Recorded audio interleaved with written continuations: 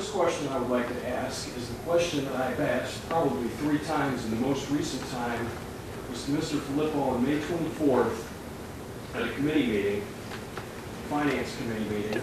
I asked about the salary ordinance. Everyone here talks about a 3.85% pay cut across the board. But without the salary ordinance, how do we know that's true? As several people have said, the credibility in this room, on this side of the room, is nil. Okay? So my question is, my solution is, pass the salary ordinance. People deserve to see it. As some of these people said, they work long hours. They just want to be told the truth. You can put it on the website, have NPR broadcast it, whatever it takes. So that's my first point. My second point is Greenvale. I can't speak to Cedar Center because trying to get an answer to that is like blowing your brains out. But Greenvale, I've heard the finance director say that for 3 years straight, you've paid 60% interest on those properties.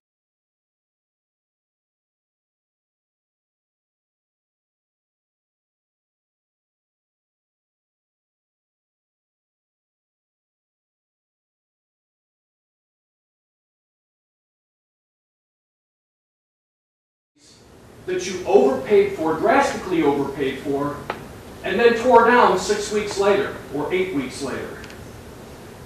That's never broadcast in the update. There's no mention of that on the website. This has nothing to do with employees or anything else. Yeah, maybe there needs to be development here, but it doesn't need to be done in such a gambling way and then hide the information. That's the second thing.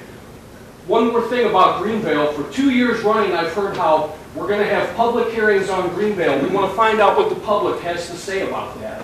Please start having some meetings, as you said you had, or would have. I've heard every council person say it. I've heard Mr. Benjamin say it.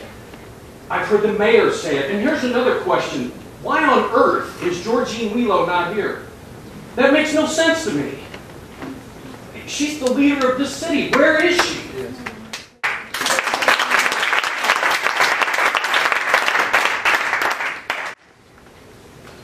Third issue,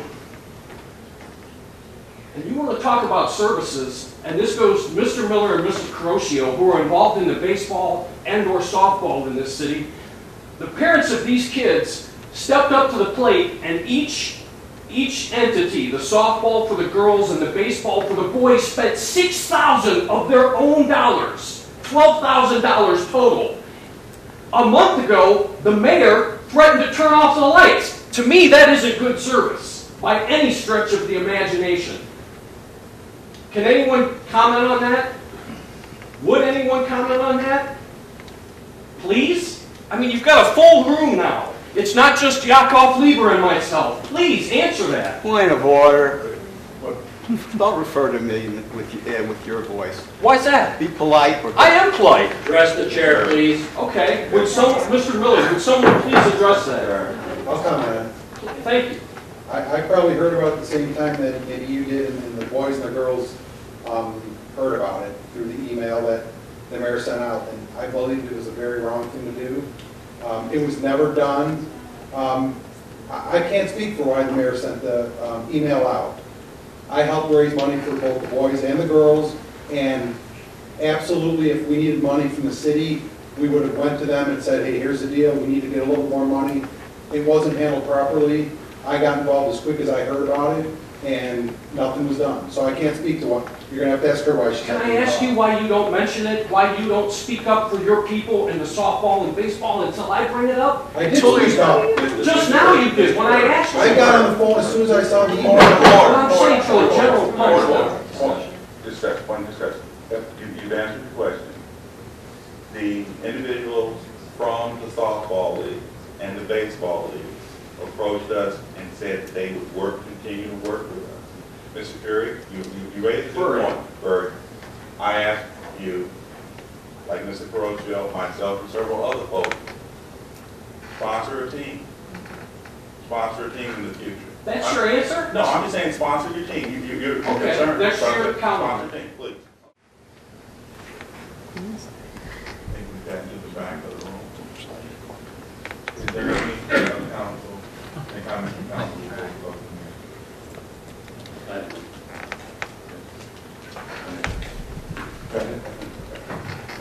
I just want to thank everybody that came here tonight and took time out of your busy schedules and spoke to the concerns that you have.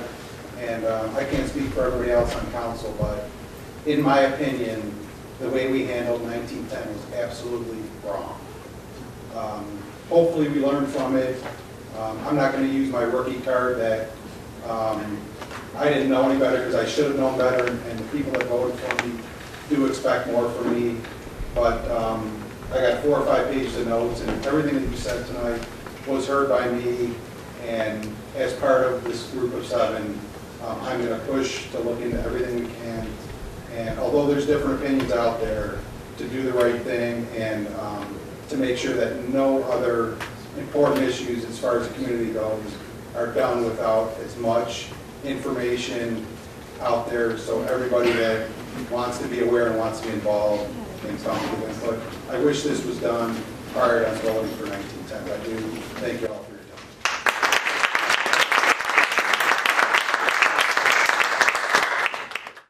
Thank you, Mr. President. As my colleague Tony Carosha says, I do appreciate everybody that came tonight. I agree with his comments. Could we have handled it better? The answer is yes. Could we have communicated better? The answer is yes. We're human beings. We learn from our mistakes, and that's one of the reasons why we're here tonight. The other thing I think people should know is that council changed the way that we receive benefits. At least 10 or 15 years ago, I sponsored legislation to repeal insurance coverage for part-time employees, including council people in South Hoover. And there was a large dispute about that, and it went through. Also, David Miller alluded to this. We all, in our own way, give back thousands of dollars to the city. Not only to the city itself, but to, for example, the baseball and softball people. We give monies to charities. We give money back to the city, to the land bank, to the Tri-City Consortium, to all other types of agencies. And we all do it in our own way. We all spend our own money to educate the public, as some of you that live in Ward 3 know. I do a newsletter at least once a year, sometimes twice a year. Those are at my own expense. And we do that to try to inform people. And you can be rest assured that you will be informed as to the progress of the budgetary issues in the future. Thank you. Is the meeting next week at the same time, excuse me? 6:30. 6:30. Is the mayor going to be at the meeting next week? We can let her know that the meeting is there, but it's, again, this is a meeting of council as the whole, ma'am. We can email her. I suggest we all do. Mr. President, Yes, sir. just so you know, next Monday is also a council meeting, so we've got to have all this stuff done before 8 o'clock. So let me go through this. We have a utility meeting at 6. 6:30 is this particular meeting. 7:40 is our update from the finance director. So, it's like we've got to cut things off. I'm sorry to tell you that, but we have to do that so that we can be back in this room at 8 o'clock. Okay. I would like to ask one thing, and please, we're not going to do this, but I heard from a lot of people tonight that if we would have asked for an income tax increase rather than a rollback, that would have been more palatable. I just want simply raise hands for people that would have thought that would have been a better idea. Honesty would have been a better idea. That's all I want to see. Thank you very much.